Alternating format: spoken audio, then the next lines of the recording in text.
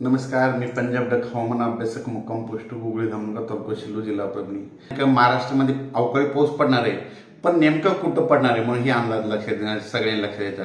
तर राज्यात 10 जानेवारीपर्यंत म्हणजे पण राज्यामध्ये फक्त काही जिल्ह्यातच पाऊस पडणार आहे. सांगायचं झालं तर तो पाऊस नागपूर जिल्ह्यामध्ये तुरळक ठिकाणी पडणार आहे, त्याच्यामध्ये वर्ध्यामध्ये पडणार आहे, अकोला जिल्ह्यात, तसेच वाशिम जिल्ह्यात, यवतमाळ जिल्ह्यात, हिंगोली जिल्ह्यात, बुलढाणा जिल्ह्यात, परभणी जिल्ह्यात, नांदेड जिल्ह्यात, लातूर, तसेच बीड जिल्ह्यात, नगर जिल्ह्यात, उस्मानाबाद जिल्ह्यात, बार्शी, कुर्डुवाडी, जत, कर्नाटकमध्ये जर जास्त पडणार आहे म्हणून हे अंदाज लक्षात घ्यायचा. पुण्याकडे देखील पडणार आहे, पुण्या भागात देखील पडणार आहे म्हणून हा अंदाज लक्षात घ्यायचा.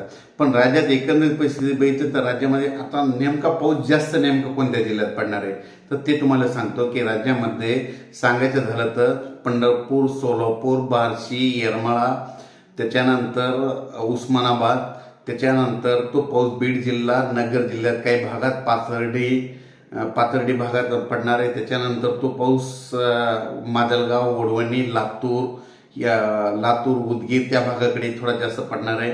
सर्व दूर नसेल. त्याच्यानंतर तो पाऊस परभणी, नांदेड जिल्ह्यात येणार आहे. तसेच पाथरी, शेलू, परभणी, जिंतूर, रिसोड, हिंगोली, वाशिम, अकोला, अकोट अशा भागात जास्त पडणार आहे. म्हणजे ह्या भागात म्हणजे 5 ते 10च्या दरम्यान एकदा पाऊस येऊन जाणार आहे.